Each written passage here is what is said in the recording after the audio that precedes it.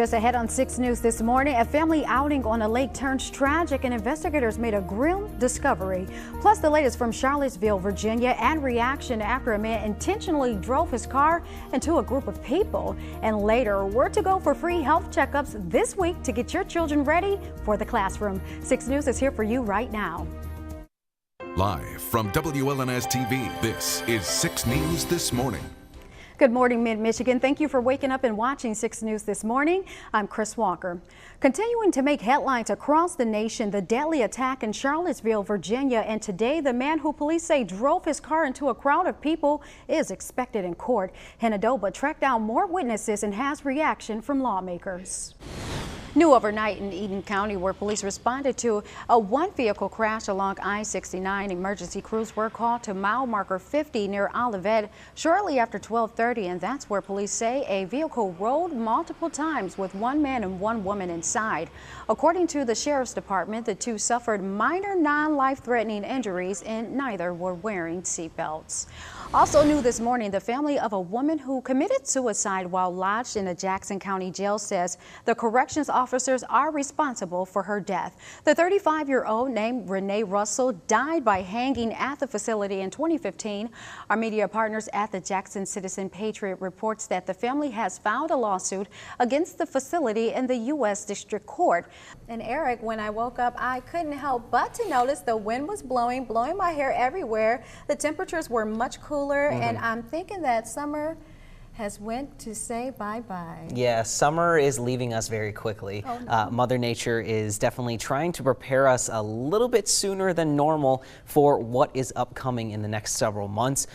Welcome back. Today, the Lansing School District is welcoming their students back to class for the first day of school, and joining me this morning to give students a warm welcome is Superintendent Yvonne Kamal-Canul. Thank you for joining us this morning. Thanks so much for inviting me. Oh, anytime, and you must be excited today, We are. the first day of school. Hey, I am excited every first day of school, and I think this might be my 43rd first day of school, so it doesn't get any less exciting for me or I think for any of our kids either. And Cryss Walker joining us live from inside the new Cancer Center with more on what makes this facility so special. Good morning, Cryss.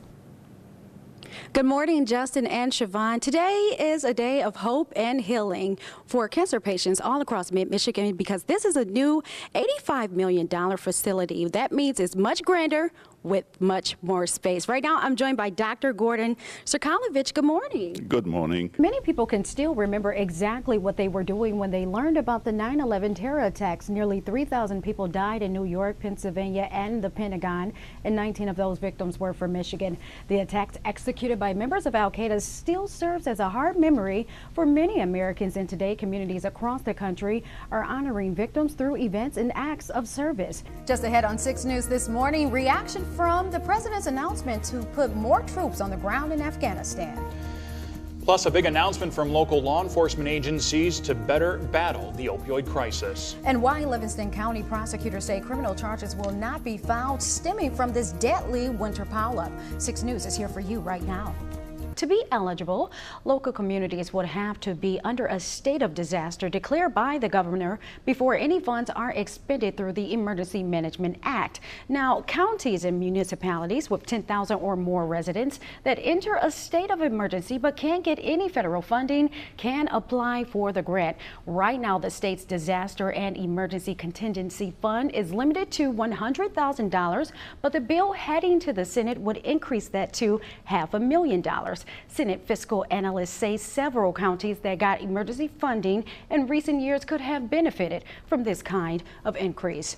If a local community makes a claim, it would be analyzed by a disaster assessment team who will determine if damages were a direct result of the declared emergency before assistance is granted.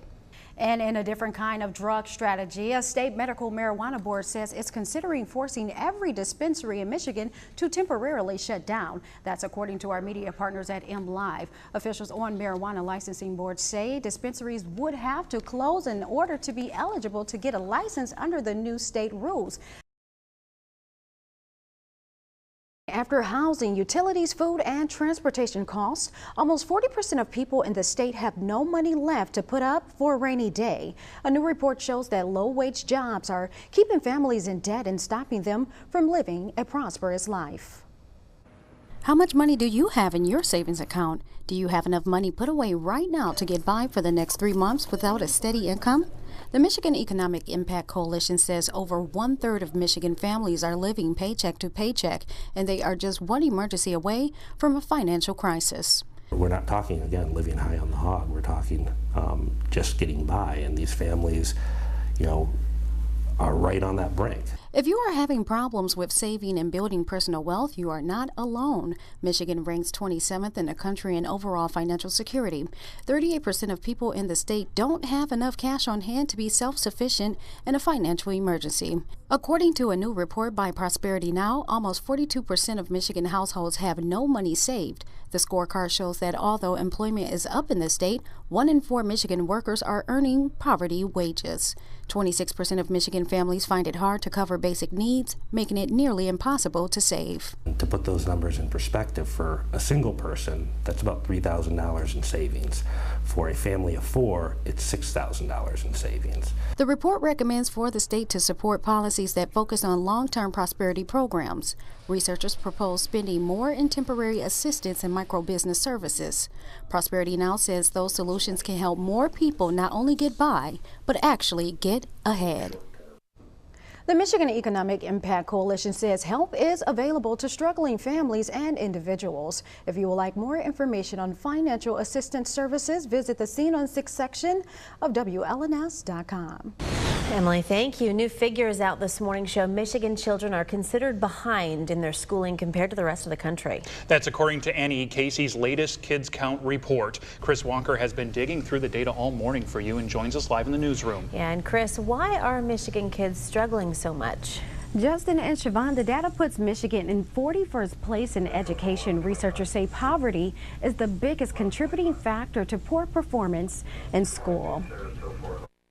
Living in these neighborhoods are more likely to be exposed to crime and to violence, and so all of those things, they impact your development, your well-being, they impact your ability to do well in school. Although Michigan children are in good health, the report shows alarming rates in education. The data reveals that 71% of 8th graders are performing below proficiency in math, and more than 70% of 4th graders are reading below the national average, making Michigan a high-risk state for education outcome in the country.